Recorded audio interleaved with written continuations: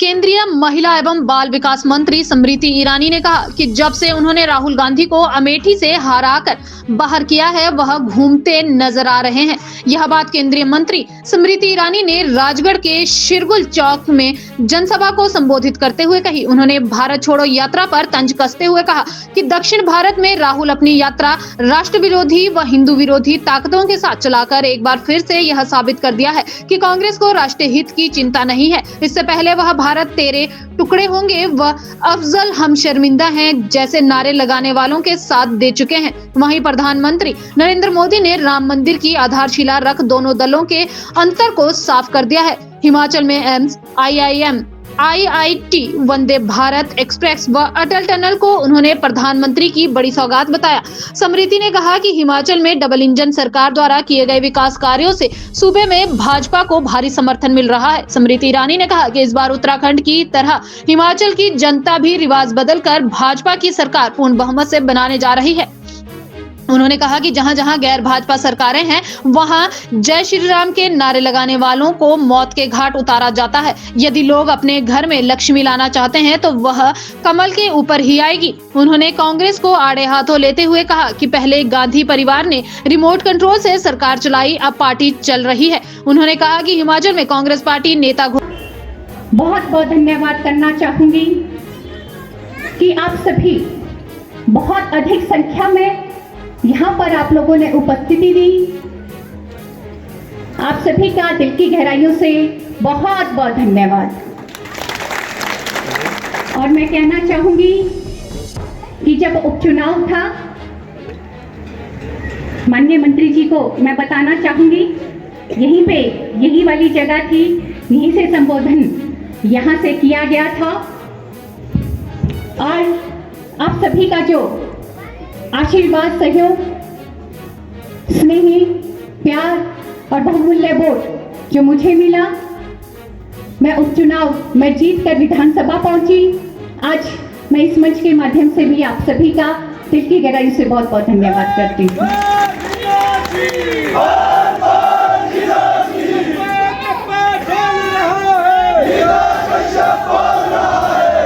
माननीय मंत्री जी, मैं आपको कहना चाहूंगी कि जो हमारा ये राजगढ़ क्षेत्र है, जो हमारा बचौता क्षेत्र है, वो स्वतंत्रता सेनानियों का क्षेत्र है। और मैं कहना चाहूंगी, यहाँ की जनता जो ठान लेती है, जो कहती है, वो करके दिखाती है। कि मैं आपको बताना चाहूंगी,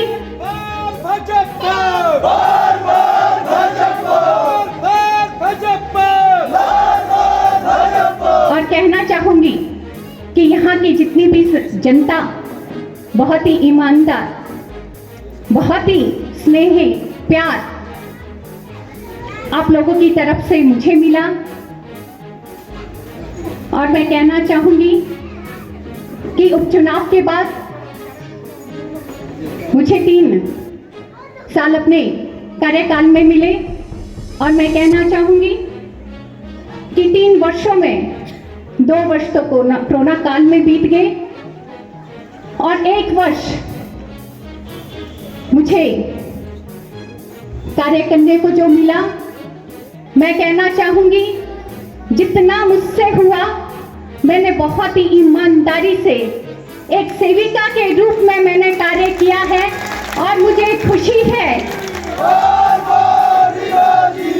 और मुझे खुशी है कि एक बारी पुनः केंद्र के शीर्ष नेतृत्व ने, प्रदेश के शीर्ष नेतृत्व ने मुझ पे विश्वास कर एक बारी पुनः मुझे भारतीय जनता पार्टी का कैंडिडेट घंटी बजाकर कि हमारी सरकार ने इन 5 वर्षों में जो कार्य किए हैं, आप पिछले 70 वर्ष के कार्य की तुलना कीजिए और इन 5 वर्षों की तुलना कीजिए। बहुत से कार्य इन 5 वर्षों में हुए हैं। ये बिल्कुल सत्य है। मैं यहाँ से बात को बताना चाहूँगी। और मैं कहना चाहूँगी कि इस सरकार ने हमें 2 PWD डिवीजन दी है। इस सरकार ने हमें 2 SDM कार्यालय दिए और एक बहुत लंबे समय से जो डिमांड थी IPS डिवीजन की, वो भी हमें यहाँ पर राजगढ़ में दिया। मैं तहे दिल से बहुत बहुत धन्यवाद करना चाहूँगी। और मैं कहना चाहूँगी कि आज आप सभी से मैं निवेदन करना चाहूँगी, आपके यहाँ की राजगढ़ की, मैं आपकी अपनी बेटी हूँ, आपकी अपनी बहन हूँ। आप लोगों से सभी से मैं निवेदन करूँगी, मुझे एकातर सहयोग आपका चाहिए।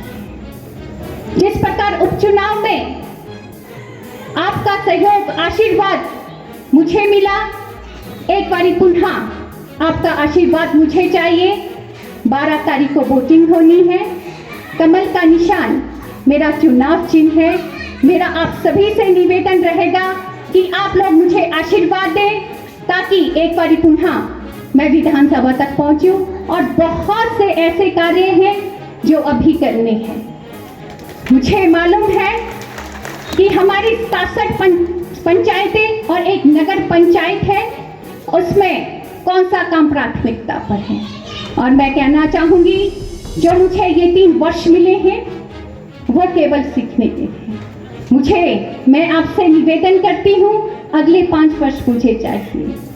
आप सभी से निवेदन रहेगा कि इस बेटी को आप अपना आशीर्वाद दें। ज़्यादा ना कहते हुए, आज तो माननीय मंत्री जी को हमने सुनना है। आप सभी यहाँ पर आए, आप सभी का दिल की गहराइयों से बहुत बहुत धन्यवाद। जय हिंद, जय भारत, जय हिमाचल। बोलिए शेरगुल महाराज की। प्रभु को छलने का काम करते हैं। उनके सामने राम का नाम ना लेना। जिनको जब भारतीय जनता पार्टी के कार्यकर्ता कहते थे मंदिर वही बनाएंगे, कांग्रेसी कहते थे तारीख नहीं बताएंगे। आज याद कराना चाहती हूँ, जय श्री राम का जय घोष करने वालों को क्या क्या कीमत चुकानी पड़ती। बंगाल में कांग्रेस के जो सहयोगी दल है, मित्र दल है, जिस टीएमसी ने मिलकर कांग्रेस के साथ 10 साल सत्ता में राज किया दिल्ली में, बंगाल में उनकी सरकार है। वहां जय श्री राम अगर नौजवान कहता है तो खेत में झूलती हुई इसकी लाश मिलती है। बंगाल में औरत अगर जय श्री राम का नारा देती है तो उसे घर से, परिवार से उठा लिया जाता है, गांव में बोलियां लगाई जाती है। मुझ पे विश्वास न करो, चेक कर लो, न्यूज में दिख जाएगा। हिंदू बहनों को बिठाया जाता है और कांग्रेस के जो मित्र रह चुके हैं सत्ता में, वो कहते हैं कि अगर गांव लौटना है तो पहले घर की बहू बेटियों को हमारे पास छोड़ दो। ये घिनौनी हरकत उन राज्यों में होती है जहां पर भाजपा की सरकार नहीं। जो बेटे जय श्री राम का नारा देते हैं, उनसे कहती हूँ जाके केरल में देखो, एक रिक्शा चलाने वाला गरीब जय श्री राम का नारा देता है, भगवा झंडा लहराता है, उसका हाथ और पैर काट देते हैं ताकि वो काम करने लायक न बचे। इसलिए राम भक्तों से कहना चाहती हूँ, ये चुनाव मात्र एक प्रत्याशी का चुनाव नहीं है, वो तो टाक कर बैठे हैं, देख रहे हैं, चुन रहे हैं एक एक को। ये चुनाव कोई साधारण चुनाव नहीं। जय श्री राम का नारा देना है, अगर धड़ल्ले से सर उठाकर जीना है तो 12 तारीख को पोलिंग बूथ पर जाओ और कमल का बटन दबाओ। आज ये निवेदन लेकर आई।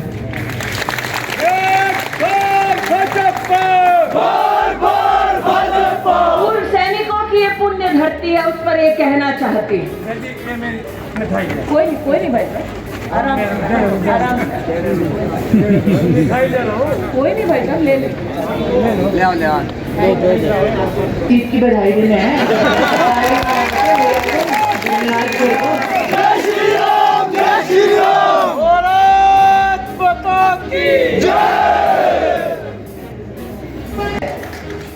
जब गरीब और सामान्य परिवार की औरतें पानी ढोती, लकड़ी इकट्ठा करती ताकि घर में खाने को, पानी पीने को कुछ हो, ये मोदी आए तो आज 97% घरों में नल है और नल से जल है। सालों साल गरीब औरत की किस्मत में ये होता कि चूल्हा फूंकेगी, धुएं को अपनी छाती में भरेगी, खांसेगी, परिवार को अपनी तकलीफ नहीं बताएगी। बेटा भी माँ की खांसी को सुनकर कुछ कर नहीं पाता, जेब में पैसा नहीं। नरेंद्र मोदी आए, गरीब तक उज्ज्वला का त्योहार लेकर आए, तोहफा लेकर आए। और आज ये मैं बतलाने आई हूँ रीना के संग खड़े होकर कि इस चुनाव में 12 तारीख को आप कमल का बटन दबाएंगे, रीना को विधायक बनाएंगे और भारतीय जनता पार्टी की स्थापित कर सरकार चुनाव के बाद 3 LPG के सिलेंडर मुफ्त पाएंगे। आज ये मेरा गौरव है कि महिला बाल विकास मंत्रालय के अंतर्गत देश में 2 करोड़ गर्भवती महिलाओं को नरेंद्र मोदी की सरकार ने बैंक के खाते में 10,000 करोड़ रुपया दिया है। और आज मेरा गौरव है कि रीना के संग खड़े होकर मैं ये कह सकती हूँ कि भारतीय जनता पार्टी का संकल्प है कि 12 तारीख को कमल का बटन दबाओ, भाजपा की सरकार बनाओ और गर्भवती महिलाओं को हिमाचल प्रदेश में 25,000 रुपया उनके बैंक के खाते में सीधा भाजपा की सरकार देगी। नौजवानों की बात करती हूँ, 191 स्टार्टअप शुरू किए भारतीय जनता पार्टी की सरकार ने प्रदेश में। और आज भारतीय जनता पार्टी ऐलान करती है कि हम 900 करोड़ का स्टार्टअप का अलग से नौजवानों के लिए फंड बनाएंगे।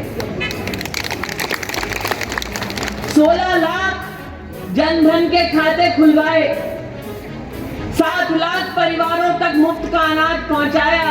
अरे हिमाचल प्रदेश तो वैक्सीन लगवाने में देश में नंबर 1 आया। विकास के इन कार्यों के आधार पर आज आपके समक्ष आए हैं कि इस बहन को जिताएं, 12 तारीख को कमल का बटन दबाएं और अपने लिए अपनी ही सरकार को दोबारा स्थापित कर पाए आप। इसलिए आज आपके मध्य में आई हूं। यहां मेरा परिचय जब दे रहे थे तो किसी सज्जन ने अमेठी की बात कही। कांग्रेस अपनी राजनीतिक रोटियां सेक, ये तो नरेंद्र मोदी हैं जो खुद चलकर ऑल इंडिया मेडिकल इंस्टीट्यूट में गए, खुद को टीका लगवाया और राष्ट्र से कहा, अरे मैं नहीं डरता, तुम्हें डरने की जरूरत नहीं।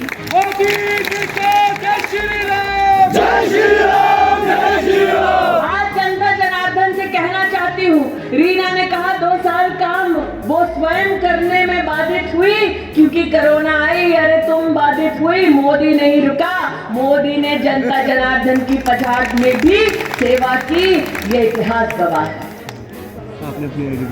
इतिहास गवाह है कि इस चुनाव में कांग्रेस पार्टी के नेता आकर कुछ भ्रम फैलाने की कोशिश करते हैं, ओपीएस एनपीएस के बीच में झगड़े कराते हैं। नौकरी देते नहीं, कहते पेंशन देंगे। अरे नौकरी तो दे पहले जहां पे तेरी सरकार। क्या हाल किया कांग्रेस ने, नेता पता नहीं, लेकिन महिला को आके कहते 1500 रुपए देंगे। अच्छा थोड़ा जोर से जिसकी सरकार आने वाली नहीं वो चांद सितारे गिनवाते हैं। अरे राजस्थान में नौजवानों से कहा था 3,500 रुपए देंगे। आज भी राजस्थान का नौजवान ढूंढ रहा है कांग्रेस के नेता को कि आओ बेटा बताते हैं। भ्रम फैलाना ये कांग्रेस की फितरत हो चुकी है। और भारतीय जनता पार्टी ने जो कहा सो किया। भारतीय जनता पार्टी ने जनता को आश्वस्त किया था कि गरीब और मध्यम वर्गीय परिवार प्राथमिकता पर रहेंगे। हमारे देश में कभी भी किसी गरीब महिला ने जाकर किसी नेता से ये नहीं कहा था कि मेरे लिए शौचालय बनवा दो। गरीब परिवार की महिला ये मांग कर चली थी कि उसे सूर्यास्त का इंतजार करना है। घर में भाई हो, बेटा हो, पति हो, उसकी जेब में पैसा नहीं होता कि घर में पत्नी या बेटी या माँ के लिए शौचालय बनवा दे। अरे औरत अगर सांझ को जाती बाहर खुले में शौच के लिए, बाहर से कोई गाड़ी की लाइट उस पर ना पड़े, आंचल से अपने आप को ढांकती ताकि घर की इज्जत सरेआम ना उछले। कभी किसी औरत ने जाकर किसी नेता से नहीं कहा कि शौचालय बना दो, हर रोज जिल्लत का सामना करना पड़ता है। नरेंद्र मोदी जब देश के प्रधानमंत्री बने तब उन्होंने कहा कि औरत की अगर इज्जत करनी है तो कम से कम उस गरीब औरत के लिए एक शौचालय तो 28 महीने हर एक परिवार तक, हर गरीब तक राशन मुफ्त का अगर किसी ने पहुंचाया तो नरेंद्र मोदी ने पहुंचाया। कांग्रेस के रिमोट कंट्रोल वाली गांधी खानदान ने नहीं पहुंचाया। ये पब्लिक है, सब जानती है, अच्छे बुरे का फर्क पहचानती है। अरे दिल पर हाथ रखकर खुद से ये सवाल करो कि अगर ऐसी विपदा की घड़ी में केंद्र में और प्रदेश में कांग्रेस की सरकार होती तो क्या अनाज गरीब तक मुफ्त पहुंचता? सबके चेहरे ऐसे नहीं पहुंचता। जनता भी जानती है कि विपदा की घड़ी में अनाज हो या पैसा भारत की तिजोरी का, कांग्रेस के नेता लूट कर अपने घर में ठूस लेते। अनाज होता तो काला बाजार में बिक जाता, गरीब तक कभी नहीं पहुंच पाता। ये तो मोदी है, इसीलिए मुमकिन है। विपदा की घड़ी जब आई तब पूरी दुनिया में यह हाहाकार मचा था कि गरीब टीका कैसे लगवाएगा। एक इंजेक्शन की कीमत 600 रुपया, 2 डोज चाहिए 1200 रुपया, बूस्टर साथ चाहिए 1800 रुपया। गरीब कैसे पैसा जोड़ पाता, अपने लिए अपने परिवार को कैसे टीका लगवाता है। तब नरेंद्र मोदी ने आह्वान किया कि हिंदुस्तान हिंदुस्तानियों के लिए हिंदुस्तान में ही टीका बनवाएगा। हर नागरिक से ये कहा गया, जाएं टीकाकरण कराएं, कोरोना से अपने आप को बचाएं। यहाँ कितने लोगों ने टीका लगवाया कोरोना का? सबने लगाया। मुफ्त में लगा? नहीं, है ना?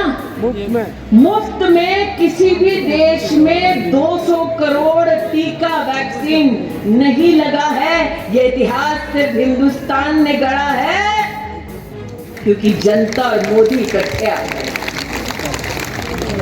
और जब नरेंद्र मोदी जान बचाने की बात करते तब कांग्रेस के नेता क्या कहते?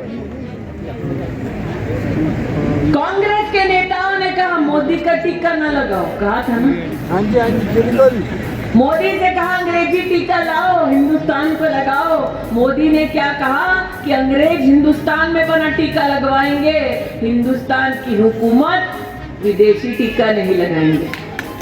पिछले वाले अब नहीं चलेंगे। और आज हालत क्या है? जब मौत मंडरा रही थी तो कांग्रेस के नेता गरीब से कह रहे थे टीका मत लगवाओ। आज देख रही हूँ वीना, यहाँ पे आप पूर्व सैनिकों की इसकी धरती कहते हो, पुलिस की वर्दी में भी कई लोग यहाँ पर तैनात है, सेवा दे रहे हैं। मैं मुंबई के रहने वाली थी, पाकिस्तान से आतंकवादी आए, 26/11 को कितने हिंदुस्तानियों को मौत के घाट उतारा। एक यहूदी गर्भवती महिला है, उसके कनपट्टी पर बंदूक रखी, पाकिस्तान में फोन करके पूछा मार दें। एक 8 महीने की गर्भवती औरत को मार गिराया। और मुंबई में पाकिस्तानी आतंकवादियों को जिसने जगह दिखाई, जाओ यहाँ पर जाकर हिंदुस्तानियों को मारो, उसके साथ कदम से कदम मिलाकर चल रहे यात्रा में कांग्रेस के पाखंडी नेता। इसलिए आज जनता जनार्दन से कहने आई हूं, अगर राम भक्त हो, राष्ट्र भक्त हो तो 12 तारीख को पोलिंग बूथ पर जाओ। रीना के लिए नहीं, अपने लिए कमल का बटन दबाओ। और वैसे भी यहाँ जितने लोग हैं मेहनत कश हैं, चेहरे की शक्ल से ही पता चल जाता है। कोई भी ऐसा नहीं जो सोने का चम्मच मुंह पे लेकर पैदा हुआ हो। जानती हूँ मैं, जब खुद जन्मी थी तो माता पिता की जेब में 150 रुपया था, तो अब स्मृति ईरानी बन गई हूँ, अब बात अलग है।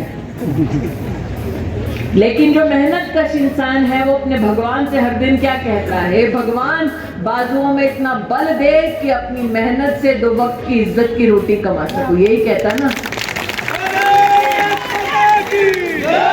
जब भगवान से ये प्रार्थना करते हैं तो लक्ष्मी के चरणों में क्या पाते हैं?